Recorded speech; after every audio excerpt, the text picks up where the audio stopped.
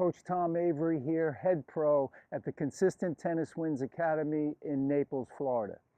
For my free forehand course and free serve course, check out the links below. You get instant access, or look up here in your left-hand corner for the forehand course. I had a question from one of my subscribers, and he said, Tom, how much gap between our body and contact point? I feel I'm playing too close to the contact point. Well, first of all, let me say that if you're too close to the contact point, that is not a good thing, because it's going to cramp your swing and it reduces your swing radius, which is going to reduce your potential for power. Now, how far away do we want to be? About a hand's width. Now, using your hand, the tip of the thumb to the tip of the pinky, away from the torso. So this is where we want that elbow away from the torso when we're making contact. This allows me to swing freely, and it gives me a decent swing radius, meaning that the ball is not too close to my body. The radius is out here away from the body. The further you can get the contact point out away from the body, the more racket head speed you're going to get. Now, if we do a little examination of Federer and Djokovic, two different techniques. Now, Djokovic uses an elbow flexion technique. That means his elbow is bent when he's hitting the ball.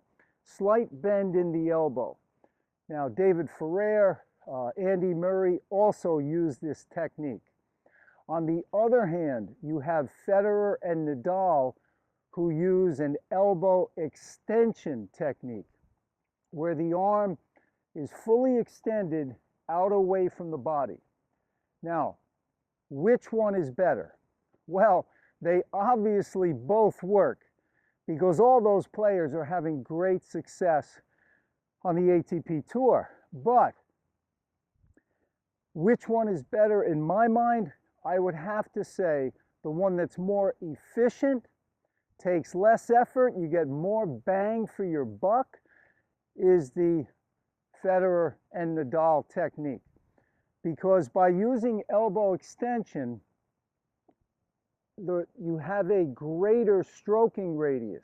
So the ball's out further away from your body, you're going to create more racket head speed, so you're getting more power with the same effort. So, you know, that's the way. You look at Federer, I mean, he's the smoothest player that ever played. So,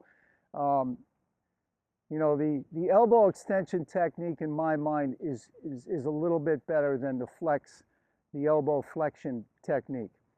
Now, how do Ferrer, Murray, and Djokovic?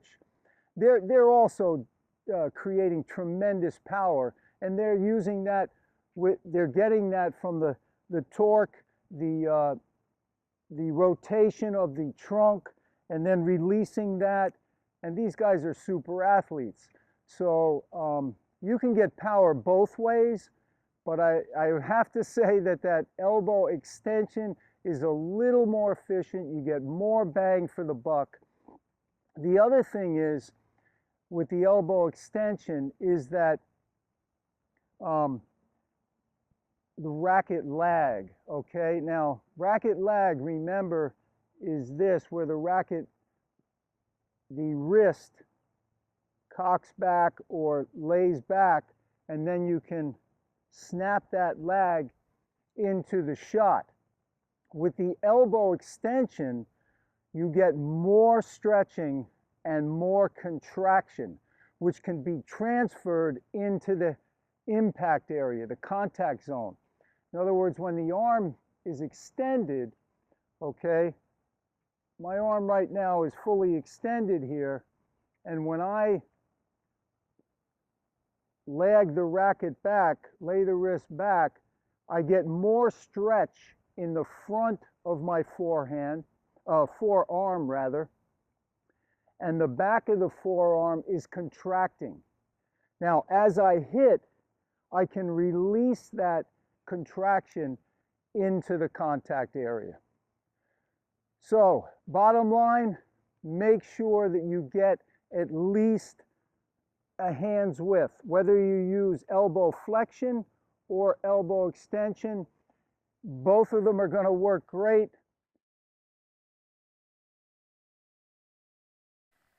Okay, watch the elbow flexion technique. You'll see as the racket comes back, the elbow's bent, then the arm straightens out pretty much on the backswing here. But then as it comes into the contact, the elbow bends slightly. You can see the elbow bent slightly right there. But there's still plenty of room between the torso and the elbow.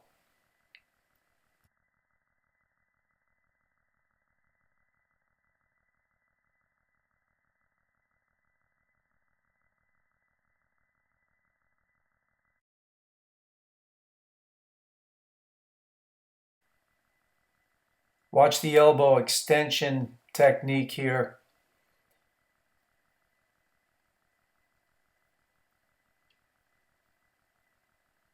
The hitting arm pretty much straightens out right here when I drop it down. Now as I'm coming into the contact, you can see here the arm is extended. You can see the elbows much further away from the body, and the contact point was much further away from the body, which gives you a little more racket head speed.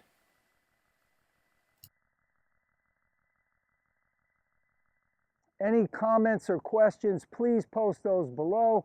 Please subscribe to the channel. And remember, for those free courses, you've got the forehand course up here. The serve and the forehand are down in the description box. All the best and have a good one. Happy hitting. Take care.